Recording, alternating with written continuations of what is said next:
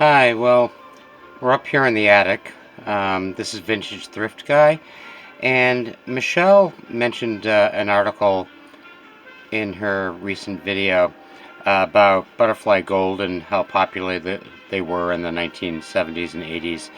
Um, this was an article that was written by Chris Weller in January of 2017, and it was written for the Business Insider. So I am going to set my camera down so I'm not all wiggly jiggly like I normally am. And you can just take a look at things as they go along. So we've got a close-up here of a butterfly gold Corelle serving dish right at the moment. So the article is entitled, "Here's Why These Plates Make Millions of People Nostalgic." Maybe you picked baby carrots off the plates when you visited your grandparents' house. Maybe your parents used the bowls to serve soup on Thanksgiving. Well, you wouldn't be faulted for not knowing the set by name, but its likeness is practically synonymous with dinner time in the late 20th century America. I'm talking, of course, about the Butterfly Gold line of dinnerware from Corelle, perhaps the most popular consumer dining set in American history, and also the most mysterious. If you grew up eating meals on Butterfly Gold, their image alone probably causes instant nostalgia to rise from your core. They were first introduced in 1970, and they had a long run up until the 1990s, but hit their peak in the late 80s. Around that time, the bowls and plates were in 35% of American households. Not mine, not anybody in my family, but that's according to Corelle. That works out to about 75 million families simultaneously eating dinner on the same set of cheap white plates, night after night. So how did Corelle, then called Corning, manage to get its plates and bowls into so many households? It's all because the company decided to ask 8,000 housewives a few questions. This is interesting. In 1970, executives from Corning realized they shouldn't make assumptions about what people wanted in their dishware, and figured listening to consumers would pay off in the long run. Although it involved some legwork, they sent representatives into people's homes to spend time with them. They learned crucial insights.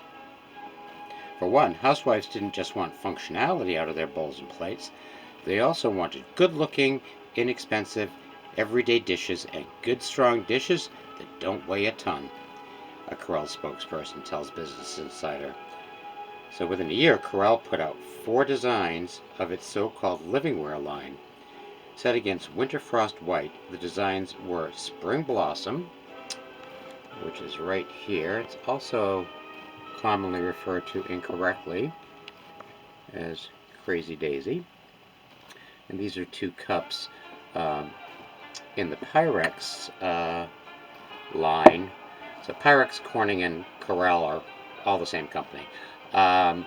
So depending on what the material was and what line was, it determined whether it was stamped Pyrex, Corning, or Corelle. So it came out with a Spring Blossom, which, let's see, debuted in, well, we've already got the year, early 70s, 1971, or 70. So Spring Blossom Green, Old Town Blue, which is over here, and a lot of people refer to it as Blue Onion, but the correct name is Old Town Blue. And these are a couple of mugs. Snowflake Blue, which is right here. This is a hook cup and a, could be sugar, could be a custard cup. It's probably a sugar without a lid. And the Butterfly Gold. So the Old Town had kind of a limited run. Well, actually a long run. That was from 1979 to 2017. Snowflake had a short run. That was only 70 to 76. The Butterfly Gold went up into the... We will resume with a fresh battery. I don't know why I don't check my battery before I start filming. But anyway, where I left off. So we'll just continue here.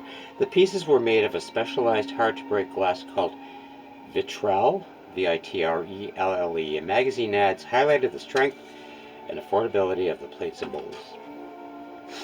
When they launched in 1971, a 20-piece set retailed for $19.95, or in today's dollars about $120, adjusting it for inflation. That cost has come down considerably in the years since. A typical 20-piece set now retails for about $40 or less. So their strategy worked, to put it mildly. In 1970, the company sold 425,000 pieces of dishware. By 1971, sales had soared to 38.9 million. The boom held steady for the next 15 years. Families bought the sets in droves, filling their kitchen cabinets with a long-desired middle ground between paper plates and good china, until Corelle discontinued butterfly gold in the early 90s to cater to more modern tastes.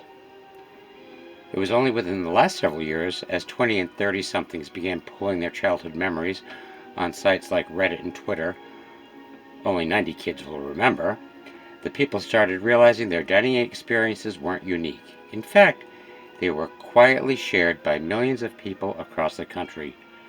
Butterfly gold, the great and unexpected equalizer. And I could say that about, that was a really interesting article, I thought. I could say that about all of Corelle, Corning and Pyrex. It evokes instant memories of childhood, of your mom, of grandma's house, and that's why it's so highly sought after and collectible these days. These plates and cups and bowls are pretty indestructible. They were inexpensive. They came out with lots of designs, so there was something for everyone. They held up well in the dishwasher, which was kind of a relatively new and, appliance for a lot of households in the 60s and 70s and into the 80s. I grew up hand washing dishes. It wasn't until probably the 1970s that we got a dishwasher. Other than us three kids, those were the dishwashers back then. I've got a lot of butterfly gold, a lot of spring blossom. I just picked up this butterfly gold serving bowl yesterday with a big platter, which I had never seen. Michelle had the same one in her video. These Old Town cups. I don't have very much in the Old Town. I didn't have any cups like this. I had some of the hook cups, which I will show you now. Oops, that is a open sugar. That's not a hook cup. But this is the hook handled cup. So that is labeled Corelle Livingware, whereas this is Pyrex. And you can see the color is a little bit deeper on the Pyrex opalware and a little bit lighter blue on the Corelle vitrelle. Now that also would come with a matching saucer. So that's what that would look like. You could also use one of the saucers with one of the mugs. So that is a little interesting history, I thought, background on Corelle and how it found its way into so many homes in the 1970s and 80s, and why you see it all over the place in Savers and Goodwill and Salvation Army and on Etsy and eBay, and various thrifters love to collect it. People are once again using it as their everyday dinnerware. Some of us never stopped, and some of us are just rediscovering it for the first time. So thanks for watching. Shout out to Michelle, Scott, the usual suspects, and stay tuned. Check me out on Etsy. I'm Vintage Thrift Guy, and until next time, happy thrifting.